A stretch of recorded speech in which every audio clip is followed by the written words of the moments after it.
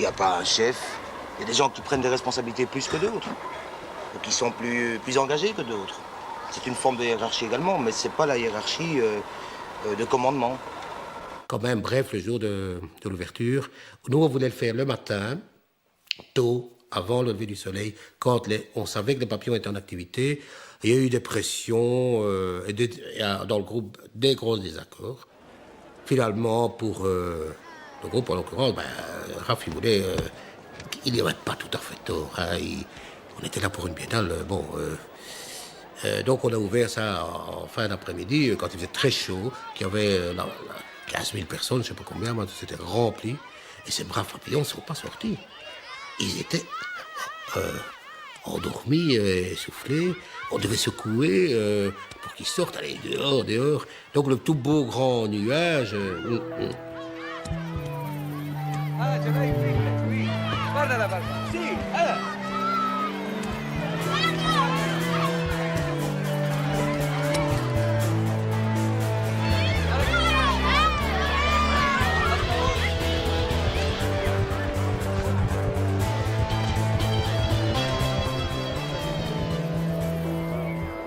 Un des grands débats, c'était de se dire aussi, mais il faut quand même garder le maximum de liberté, le maximum d'anarchie. Et donc, c'est intéressant, parallèlement à l'intervention de Venise, de faire un projet sauvage. Et donc, le groupe a décidé que je serais chargé de réaliser, avec nos camarades japonais, le projet de Tokyo, qui lui s'est inscrit dans une logique beaucoup plus anarchiste, avec donc la pose de 3 bombes qui ont explosé au cœur de Tokyo. La première bombe a explosé à 8h30 du matin dans un complexe bancaire. La deuxième bombe a explosé vers midi dans une rame de métro.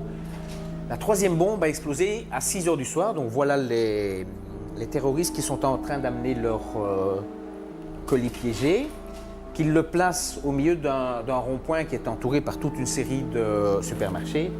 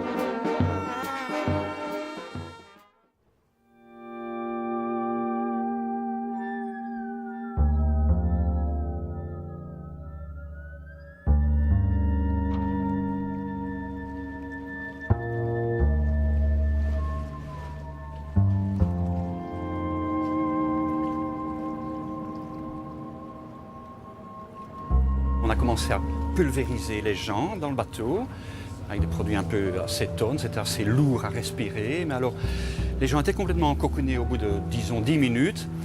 Et alors le bateau s'est mis en marche et alors on a navigué sur les canaux.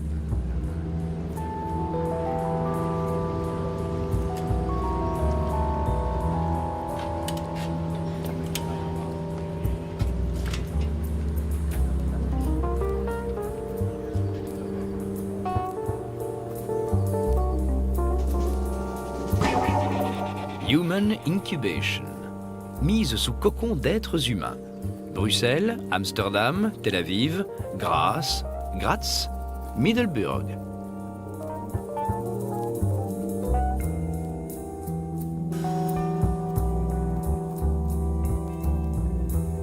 On était figé dans notre mouvement par le cocon. On restait un long moment en espèce de méditation. Et puis on en sortait, mais comme un animal sort de sa chrysalide, en déchirant petit à petit, chacun avec sa gestuelle qui lui convient, certains avec un peu plus de violence que d'autres avec une lenteur incroyable. Et puis on dégageait l'autre comme le font des animaux, donc on se retrouvait insecte quelque part.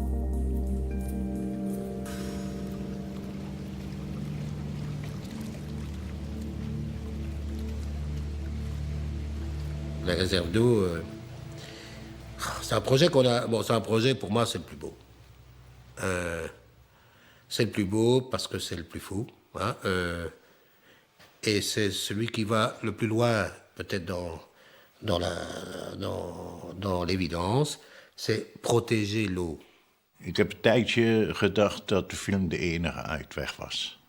En ik had een paar korte films gemaakt. Over Marcel Broodtaerts bijvoorbeeld. De grondbeginselen der dichtkunst samen met Marcel van Malen. En het lag voor de hand dat ik eens zou verfilmen, die tocht. Maar de bedoeling was niet een documentaire te maken zoals je dat normaal doet. Maar shots, en die shots een nummer te geven.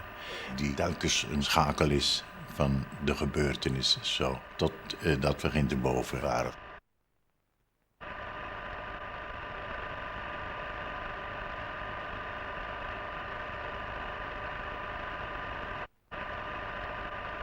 Les neiges éternelles, qui n'a pas rêvé d'aller dans l'Himalaya, hein, encore une fois, un mélange du rêve d'enfant, de l'envie, et si tu n'as pas ces ingrédients-là, tu ne fonctionnes pas comme un passionné, tu te donnes pas à fond, tu tires. Hein, donc il faut que tous ces ingrédients soient là. Ils le sont. Het was een beetje moeilijk, want de condities zijn niet zo makkelijk. En het is koud en ginterboven kan je niet meer zo goed ademen. Puis ça a un peu dégénéré, parce qu'on n'avait jamais fait de montagne. On n'avait pas d'argent, donc pas de bouffe, ou rien que du riz et des conneries. On avait des Sherpas qu'on ne savait pas équiper. C'était l'expédition la plus pauvre que j'ai jamais vue.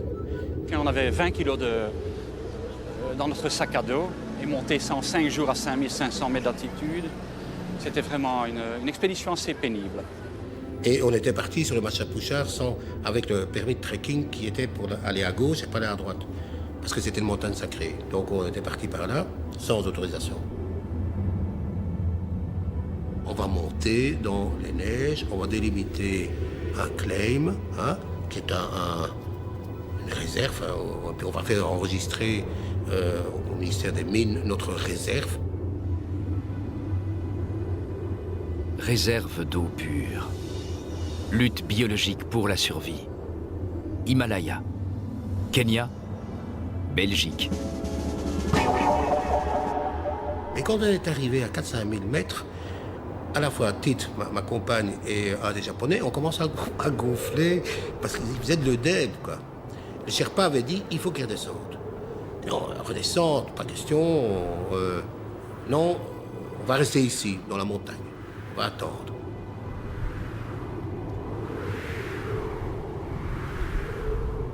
Et donc on va avoir la démonstration dans ce projet qu'il n'y a pas de groupe, parce qu'il n'y a pas finalement de responsable. Hein. C'est un peu lié à la nature même de Maspouvik, puisqu'on ne veut pas de responsable. Et donc il n'y a pas de chef. On peut reprocher à Raph, qui est le plus âgé, de ne pas avoir pris un peu les choses en main quand c'est devenu dangereux. C'était la première fois qu'il y a une terrible tension avec Raph. Donc on ne se parlait plus.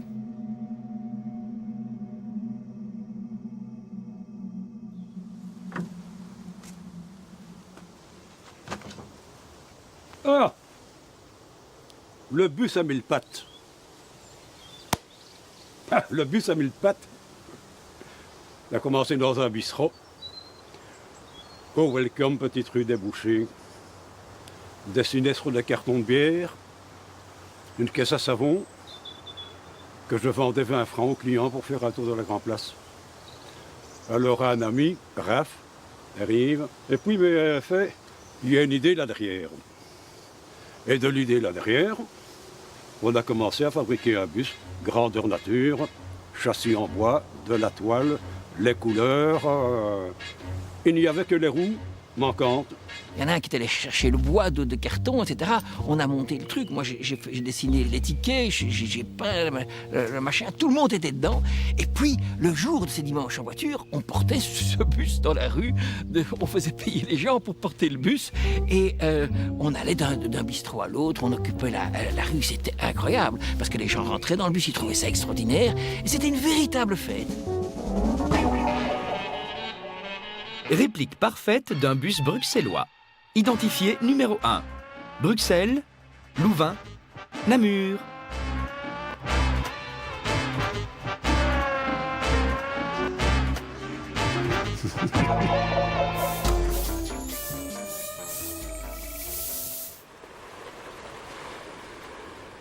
Le thème, c'était, on va dire d'une certaine façon, unifier un continent à un autre.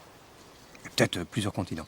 Et en tout cas, l'Afrique vers l'Europe, en créant une liaison sonore. Liaison sonore réalisée par des bambous que l'on taille, qui avec le vent font une flûte, un signal. Niet alleen we gaan een keer een windorgel bouwen, maar we gaan een soort soundstream trekken van de Evenaar tot de Poolcirkel. 23 février 1975. Déclenchement du Soundstream sur la plage de Nanga Django face à l'océan Atlantique. Het was een 3 maanden lange reis naar Ginder en terug met een autobus door de woestijn. Ik heb dan een bus als buschauffeur les gevolgd. Ik was de enige die eigenlijk een rijbewijs had voor buschauffeur. Dus zei hij, kijk, zei ik, dit is een capsule. We zitten hier met z'n 19. We gaan naar Ginder. Wij komen terug, maar het is geen toerisme. Dus het was rijden en maar rijden.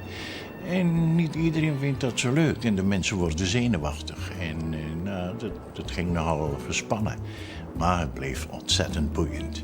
Je trouve que moi, personnellement, j'étais à l'époque, bien sûr beaucoup plus jeune, mais donc surtout sous la coupe de Raff notamment, qui était très autoritaire, qui était vissé à son camion, à son autobus, qui était vissé à son projet, impossible de discuter. Et c'est pas pour rien que j'ai pas été dans le Soundstream. Je voulais pas répéter l'action commando, surtout qu'à l'époque, autant Raph que moi, on avait des enfants, on venait d'avoir des enfants, et moi j'étais dans la tendance Living Theatre, on prenait toute la semaine-là, et on faisait un long voyage vers l'Afrique, chercher nos bambous. Et plus un acte radical ou un peu machiste, quoi, où tout le monde y allait, et les femmes restaient à la maison. Raph Obstal, vous ne regrettez pas le Cameroun? Ah non, ben non, je ne regrette pas le Cameroun. C'était un projet très physique, effectivement, qu'on était assez nombreux, peut-être pas tous préparés, pas tous dans cette mouvance mass moving. Ik vind dat kunst autoritair is. Kunst is gewoon een autoritair gebeuren. Dat heb ik wel geleerd in die periode van massmoving.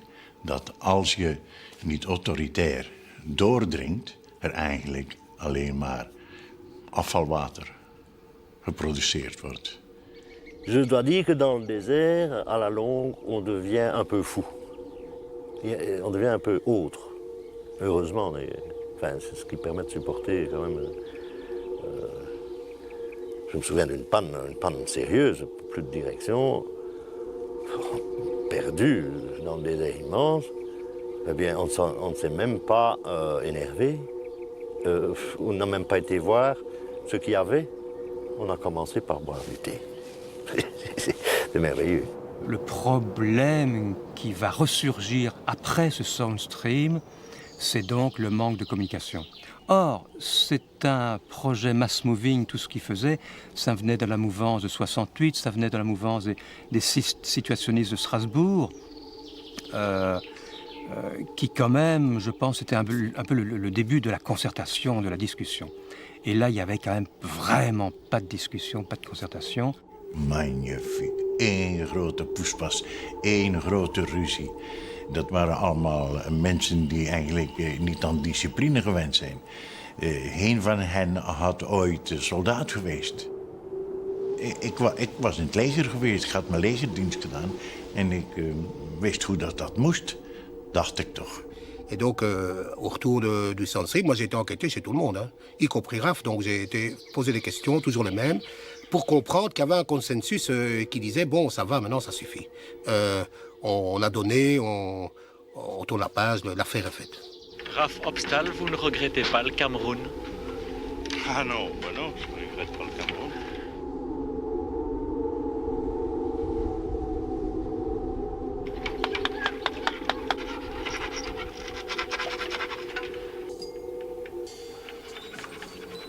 En dan kwam de winter.